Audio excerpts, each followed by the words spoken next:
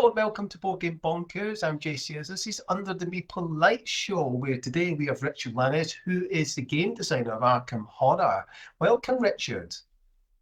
Well, I'm glad to be here. Thank you. Yes, I've designed Arkham Horror, a lot of different games that a lot of players have played and enjoyed. Fantastic. So, why don't you tell everyone a little bit about yourself? What do you do generally as your day job? What is it you get up to? Well, I retired. I was with AT&T for 32 years, so I retired after that. I managed Yellow Pages with them, everything from art departments up through the publishing process. Ultimately, I took IT, which is funny considering everybody who knows me knows that I hate everything about electronics and information technology. But I did that for the last 15 years. And during that time, I would occasionally design some games. And since that time, I've been designing games full time and retired here in South Carolina with my wife. And I've got a couple of children here, one down in Houston, Texas that works for NASA, and 8 grandchildren. So that's how I spend my life. Fantastic. And yeah, we'll see whether one of your children reach the moon or not. So let me just explain what this is all about for our viewers out there. Perhaps you just cut in this video. I'm not quite sure what this is about. Well, we're presenting 9 questions to our guest and 1 scenario. Now, our guest has no idea what the questions are, what the scenario is. So will our guest thrive under the Meeple lights, or will they be a little bit nervous? Well, we're about to find out as we present 9 questions and the scenario to our guest. So, Richard, are we ready? We are ready. Fantastic. So let's dive into question number 1. As you can see, we're near the end, and we have a few more questions remaining. So question number 1, Richard, is what are some of the challenges you've experienced working in the board game industry? It's interesting because I haven't really considered a lot of things challenges. I think for me, the biggest challenge is that most of the time when I show games to companies, it's going to be at a convention. So they're going to be worn out because they've been working booths and talking to people all the time. And that's where I take my time to show them my games and see if they're interested in something that I have. So for me, that's kind of been the biggest challenge.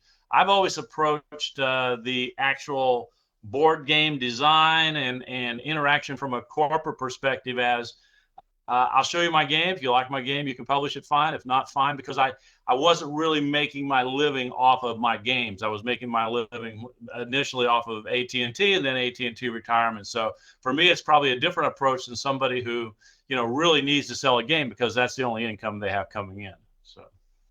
Yeah, and sometimes being more relaxed when you are pitching a game to a publisher can actually pay off dividends, can't it? Oh, absolutely. And, some of the most fun I've had is where it starts as a pitch and then we just play the game because they're ready to do some relaxing also. And, so a lot of times they'll buy, a lot of times they'll just play it and say, maybe it's not right for them. But one of the things I do is I try to only show games to companies that I think it fits their portfolio. I know they're getting games pitched at them all the time. So while there are several companies, interested in looking at my games, if the game doesn't really fit what I think their portfolio is, then I don't really show it to them. I kind of try to limit myself to the companies that I think this is most beneficial to them as well as to me. And I think companies appreciate that. Yeah, absolutely. It's important to do a bit of research, isn't it? How your game will fit into which publisher and wasting your time and their time. That's right. That's right. So let's move on to question number 2, Richard. Okay. That's a nice question to ease us in. And so question number 2 is, which game designer would you most likely want to hang out with? Oh, well, there's a lot of them I like to hang out with. I always enjoy spending time with Kevin Wilson, who's with Fantasy Flight and did the 2nd edition of Arkham with me. Kevin is extremely creative. He's always got a project that he's working on. So he's a lot of fun. I like to, when I catch Corey Knezing, I like to catch him and have lunch usually because he's usually busy at the different conventions. But it's a long list. The Sadler brothers, who I've designed stuff with, they design games that I really enjoy playing because they have card-based characters where you have your own little deck that kind of represents a character. So I love that kind of stuff. But to be honest with you, anybody who wants to sit back and have fun playing games, I enjoy being with. So the list is pretty long. I know there'll be somebody saying, "Wait a minute, don't you like playing games with me?" Absolutely, I like playing games with a lot of different people. Jim Dietz, who I did Cthulhu's Vault with, he's always fun when he's at a convention. He always wants to play, Arkham Horror or my new racing game or something else that's going on. So I enjoy all of them, but Kevin Wilson kind of pops to mind first because every time I see him at Arkham Nights or somewhere, he'll get out one that he's working on, and we'll just start playing it or whatever. So it's always interesting to hear what he's got going on. Fantastic. We actually had Corey on the show earlier, so if you haven't already checked that video, please do so. So yeah, it was an interesting. Corey's a great designer. He really puts together some fantastic games. So yeah, he's certainly done some great highlights, and yeah, it's worth checking that Q&A out. So let's move on to question number 3, Richard, and let's see what comes out the fish bowl. Believe it or not, this was a cocktail bowl that I haven't actually used yet. So question number 3 is, what's the biggest assumption about the board game industry? And I guess it's an open as to whose assumption or my assumption, are we saying? I suppose in general, what's the assumption that people generally make about the board game industry? I think a lot of times the players think it's not a business, okay? That the assumption is that everybody who's doing this is just doing it for fun. And so you see a lot of posts and things about, well, this company set the price too high to make money or whatever. Well, I hope they make money, because if they don't make money, they're not going to keep publishing games. Sometimes it just gives me the impression that people understand that this is a business. People love being in this business. I think you have a unique group of people, a lot of extremely nice people in this industry, which is wonderful. But I think there's sometimes an assumption by the public that being in game design or being a game publisher or whatever is not a business. And in the end, it is a business. Companies need to make money, designers need to make money. And hopefully they're doing something they love and can make money doing it. So, yeah, I suppose an add-on to that is there's generally an assumption when if you take into the business aspect of things, the cost of wood and to make cards and board games is damn right expensive. So people question why is it so high, is because unfortunately the components are extortionate. Oh, absolutely. It's not just the components. It gets into shipping. Shipping was extremely high over the past couple of years. So you basically have the printing costs. You got the publishing costs of building the game, developing the game, marketing the game. When you see all of these highlights on BGG or somewhere, those are not free. Companies paying for advertising for the better of those. I mean, people post some things there, but if you want some top billing, or you want a billboard or a banner or something, that's advertising. So all of these pieces have to come back into the end where the company makes money. So they have to be money. Now I come out of AT&T, so I can tell you right off the bat, everything we discussed was money. Money was the first start of all discussions. How much money are we going to make with this new project? How much, what's it going to cost us to set it up? What's going to be the revenue? What's the long-term revenue? What's the short-term expense? All that kind of stuff. That's how all my meetings went, as an executive with AT&T. In the board game industry, we approach it a little bit different. We design this game and we put everything into it that we absolutely want. You show it to the company and you really want the company to publish it as it is, but a lot of times they can't put all of it in there. So it's going to have to be developed and then people think, well, now it's an expansion. They're just trying to make money off of us by putting out an expansion. Well, sometimes if you put everything in the base game, a lot of people are just priced out of buying the base game. So that's one of my concerns about our industry now is when you buy like Kickstarter, for example, you get the game and then all of a sudden there's an expansion, then there's another expansion, all of a sudden you've got like $250, $300 that you spent on this game. And you don't even know if you like the game at this point. You're just spending it to buy it up front, and they want this money to to fund all that project. That's all fine and good, but I kind of like the old days in Arkham, and people are going to say, yeah, hey, you guys did a lot of expansions. Yeah, we did, but the original game was like $50 or whatever. And then you start buying expansions at 25 or another $40 or whatever. But you bought them incrementally every 6 months to a year, as opposed to now. Well, we're going to sell it all to you now, and it's going to be $500. I kind of don't like that shift in the business, but I understand why it happens with so many games coming out now. I think there's a general fear that if a game is not new and on the table, that they won't come back to it because there's so many new stuff coming out. But a lot of different people might answer that question differently. But I think the perception that our industry isn't really a real business is part of it, and I can guarantee you it's a real business. Yeah, absolutely. So let's move on to question number 4, Richard. So we do have some fluffy questions still left in here, and we'll see if we get any by the end of this. That's fine. I'll take my chances. So question number 4. Which board game piece do you admire most? Which board game what now? Board game piece do you admire most? I'm not sure. So we're talking about a component, right? Yeah, so a particular component that you feel is the kind of holy grail of a particular game that you really enjoy. It might be the cards, for example, or it's the particular part of a game you think is really important, or perhaps it's something else that's really important that you really admire about a particular game, or perhaps you've got a particular game that you really like and you admire a particular component about that game. Well, I would have to say, if I had to split them all down, I would always say that it's card art. All the artwork on the cards are the most essential. Okay, I love storytelling games, so I love putting information on cards. I love it when companies put art on those cards with it because it helps bring it more to life. You could easily choose miniatures. I mean, miniatures are pretty. But I buy a lot of games that have a lot of miniatures, and then I get them, and I'm like, okay, the miniatures are really good, but the game's not all that great.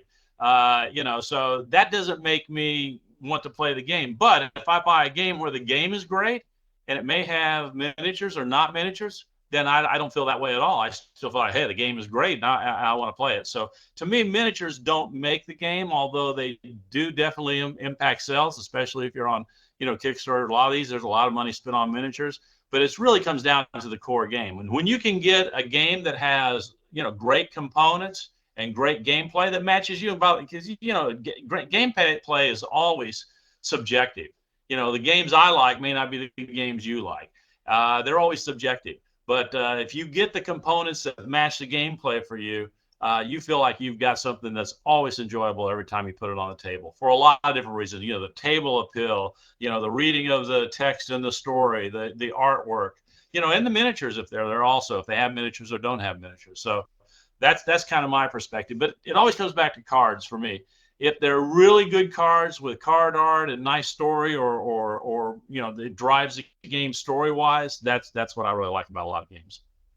Yeah, the cards play a big importance into board games, isn't it? I remember when I first started off, it was very anti-card. Well, it's not board games, it's got cards.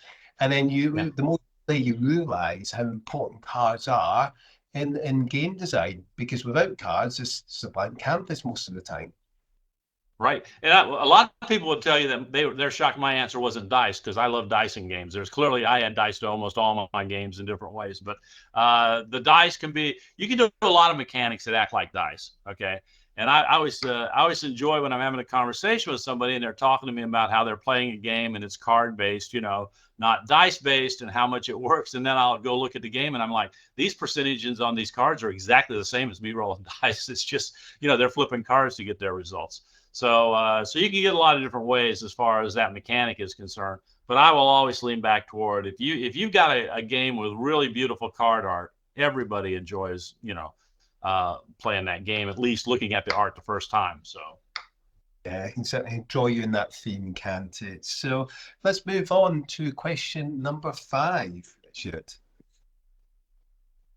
See what comes out of the bowl next time. So question number 5 is, once we open it up, what's the strangest thing that's happened, okay, on a live stream or board game event you have been involved in? First of all, I don't do many live stream events, so there's not a whole heck of a lot of things that that I can come up with. So I think you kind of have me. I think the most interesting thing that ever happened, not on a live stream, but on a panel. We were at Grand Con one time doing a panel of designers, and at the end, the host wanted to go down the line and have everybody give all their different social media information. And they start with Ignacy at one end, and he gives his, and they give it to the next person, next person. Finally get to me. I'm sitting next to last, and I tell them, I got nothing. I just absolutely have nothing. Ignacy actually jumps up out of his chair and goes, "This is true. I've been trying to get a hold of this guy for like 3 months, and I can't find him anywhere." I'm like, yeah, I just don't do the whole social media stuff. So it's just something that I don't enjoy. So I'm retired, so I don't do it. And so I think that's one of the more interesting things. So we all had a good laugh, and and I was, to be honest with you, I was amazed that all of them had so many things. They had Facebooks and this and that and the other. They had like 3 or 4 different things, and they tweeted and they did that. I do none of that stuff. As you know, I had trouble getting you my email address. I'm not on top of any of that kind of stuff. So that's probably the most out of the way thing. But I don't do many live streams. You're probably, in the last 2 years, maybe 3, and not a lot of interesting things that popped up on that have been unusual, or it's just been question and answers. So. Yeah, hopefully this is a little bit different than your usual questions and answers. Oh, this is definitely different than my usual questions. Good. So let's move on to question number 6, Richard. So question number 6 is, which board game have you played the most and why? I'm gonna take mine out of the mix, okay? Because if any designer tells you it's not theirs, they're misinforming, because we play the game, 30 times when it's still in just design to development. So those are going to dominate. And after they come out, then we play them at cons and stuff like that. So I'm going to take those out. To me, the game that I go back to there's probably 2 games that I go back to the most that I play that I really, really enjoy. The first one is Maximum Apocalypse.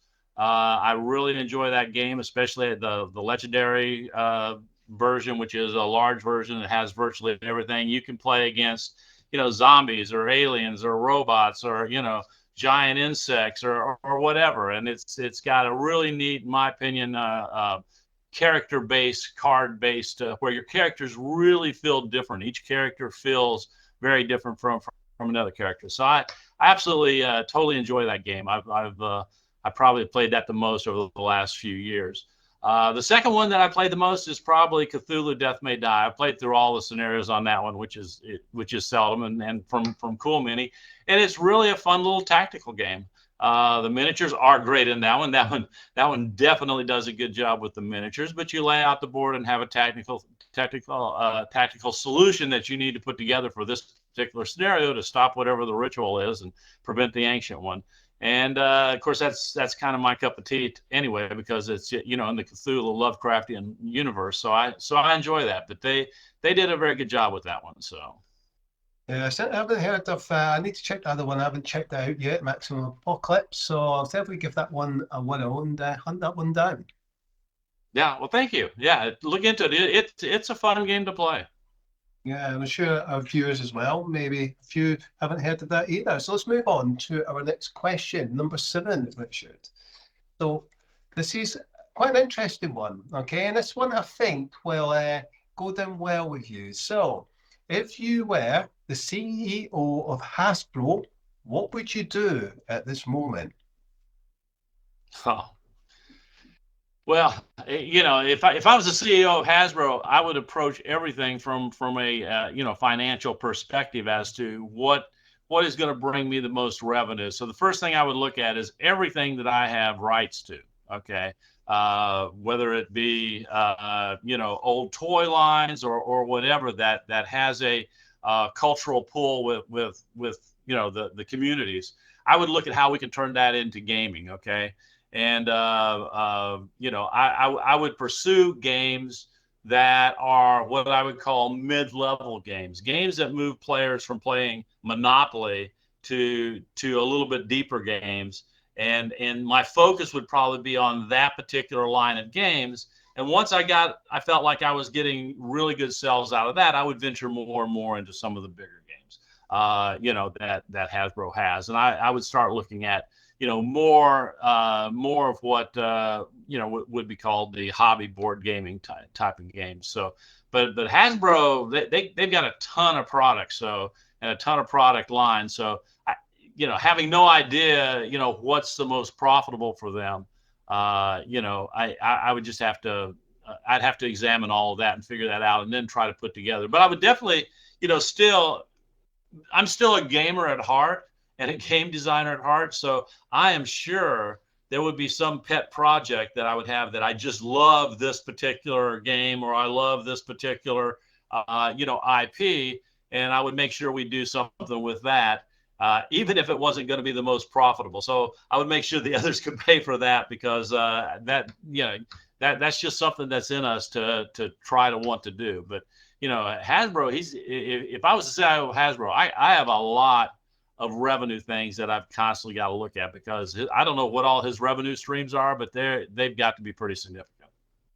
Yeah, especially with Monopoly. Hopefully, that could be redesigned into something a bit more.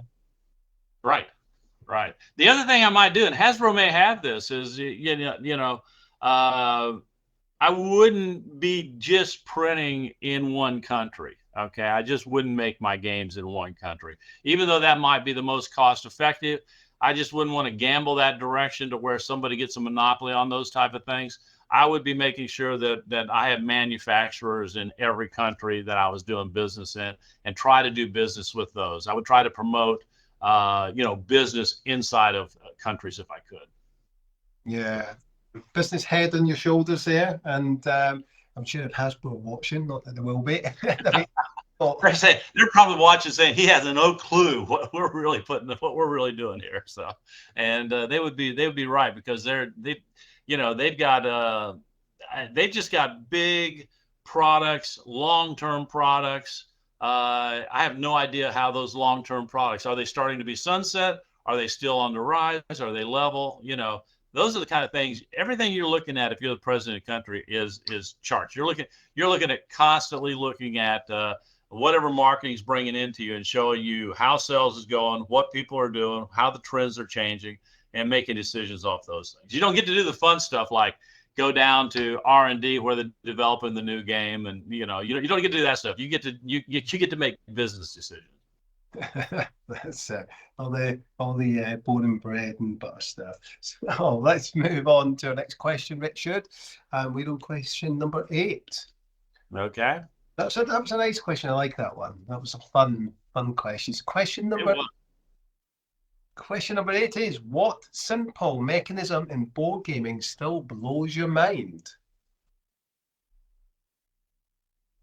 Well, the mechanic I use always is dice. You can do so much with dice. You can roll multiple dice and have numbers that are successes, like we did in Arkham Horror Second Edition, where you got to roll 5s and 6s, and your skill is 4. You're rolling 4 dice. You need 1 success or whatever. You can change that around to where you add dice together and come up with different combinations that way. You can change the dice to where you have unique icons that go back against various things that are on the character's chart. You can do things where characters have dice as their actions, and they roll them and they place the dice, on those actions on their card. Or like Thunder Rolls, my recent NASCAR game that we put out last year, it has the Las Vegas mechanic somewhat in it, where you roll dice, put them into sets, and then you spend a set, okay, to do something that gives you a racing maneuver.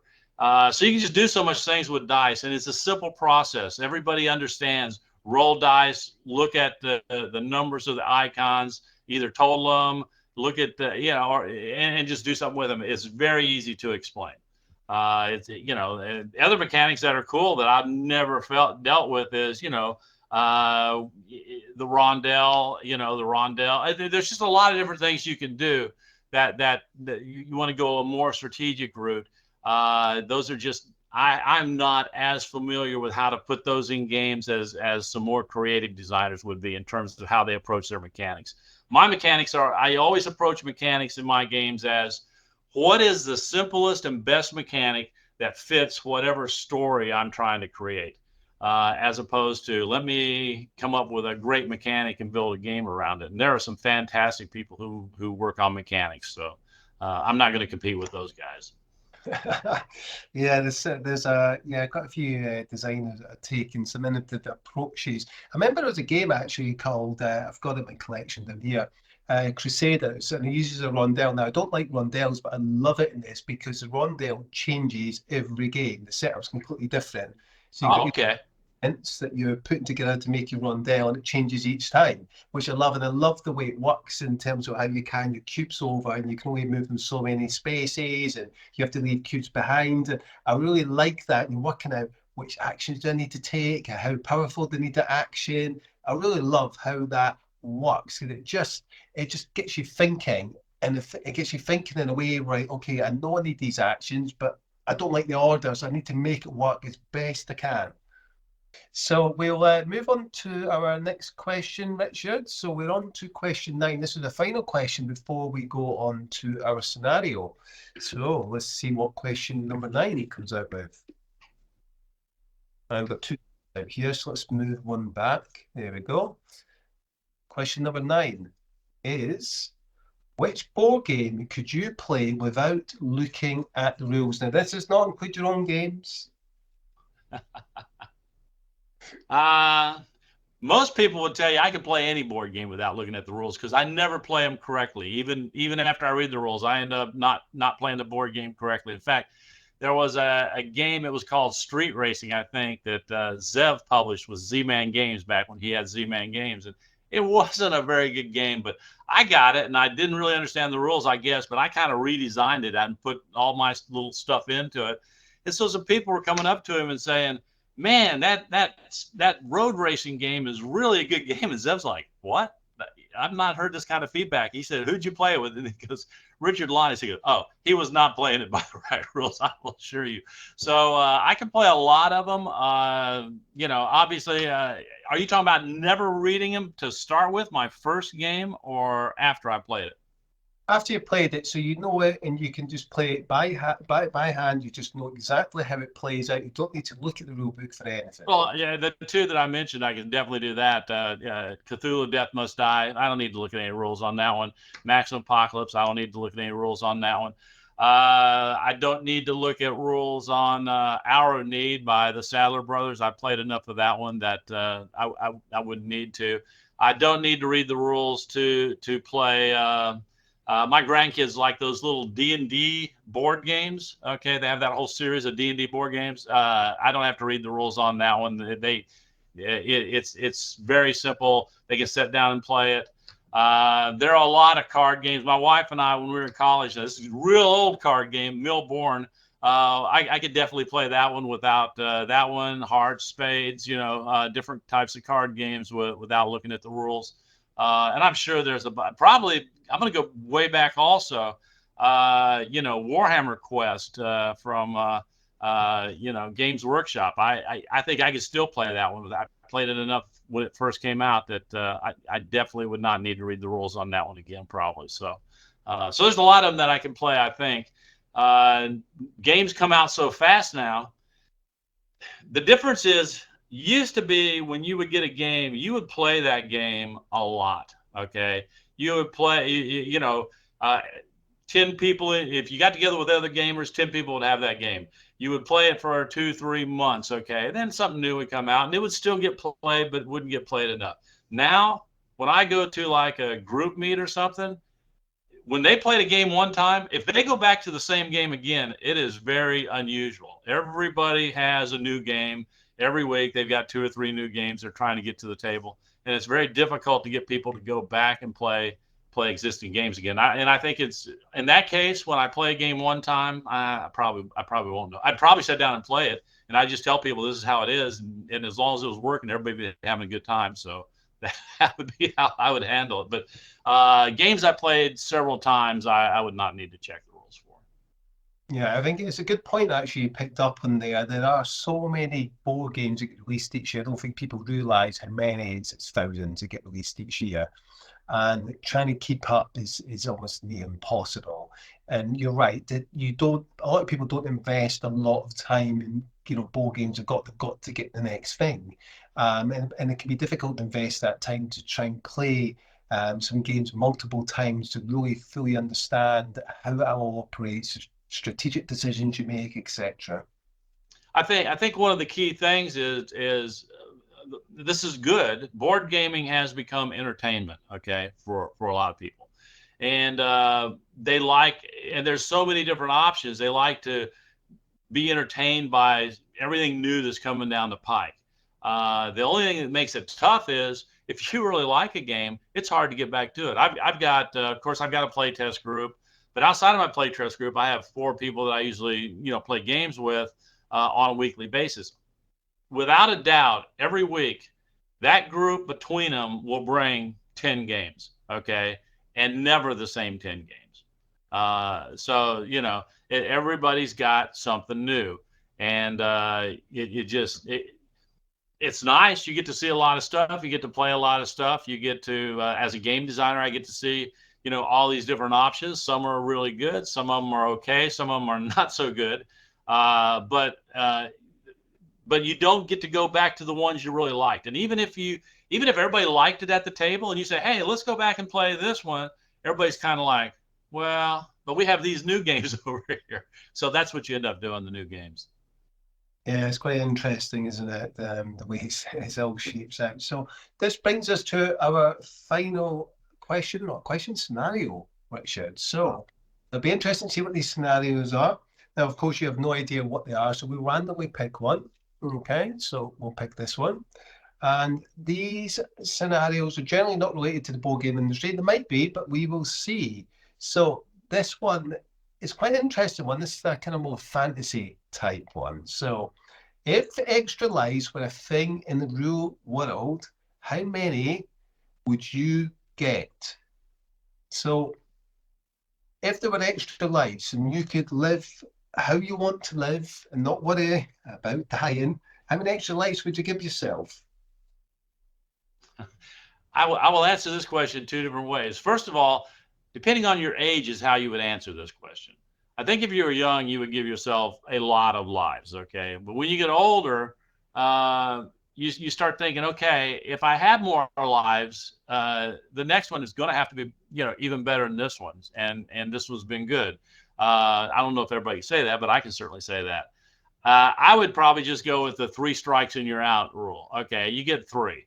But what happens then is you would live in a world that would be so chaotic. The people who have 3 coming would be adventurous and to the point of dangerous to everybody else around them, probably.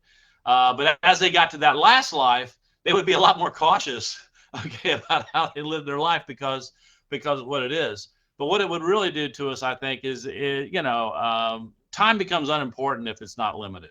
And I think, what you do with your time is what makes the difference. So, playing games is part of what we do with our time, but we do a lot of other things too, both with family and community and if you're religion, those things all make a difference. And if there was no limit to time, then those things wouldn't really matter anymore. So personally, I wouldn't want the 3 strikes or whatever, but I would go with the 3 lives and you're out type of thing. But if you asked me that question, I was 20, I would say endless. Okay. I would want infinity, so it's just, I think your question, the answer is different based upon where you are in life, probably age wise. So how would you get them? How would you get your lives? How would you earn extra lives? To get to those 3 lives, how would you earn them? Well, I would just think that they would just be an automatic, regeneration. You know, you die, you regenerate, but you have to start. I wouldn't do it to where you start where you are. I would do it to where you start over again. You know, I would do it more like the reincarnation idea, that I come back. Okay, always come back as me is how I'd want to do it. But you know, start all over, and maybe you get to retain a certain amount of information, so that each time you are wiser, smarter, and can do a little better each time you go through it. So I don't know. It's, you know, you could do it to where, you know, everybody has 3 lives to hand out, but they get to hand them out to different people. They don't get to keep any themselves. So that would be an interesting scenario too. I only get a life if somebody gives it back to me. Now our behavior changes a little bit also in that situation, I think. But it's an interesting question, and it's fun to think about those type of things. But you know, unless you are extremely heroic, unless you you know, I'm not sure we deserve you know, more lives. Okay, I think, to be honest with you, I don't manage the time in my life right now as effectively as I should. So I think most people would answer it that way also.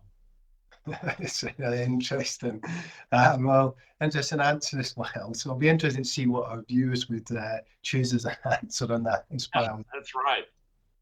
They can let us know that down in the comments down below. So that brings us to the end of the show, Richard. So I'd like to thank our guest. I hope you've enjoyed this as well. And if you haven't already done so, please consider subscribing to the channel. And please give this video a like and consider getting involved. Let us know in the comments down below, especially the last question. Well, how many likes would you give or get or receive? And how would you actually receive them? Let us know. And please do consider subscribing. That brings us to the end. Thank you to our guest, Richard. And that's all for now. My name's Jay Sears. Thanks so much for watching. Thank you.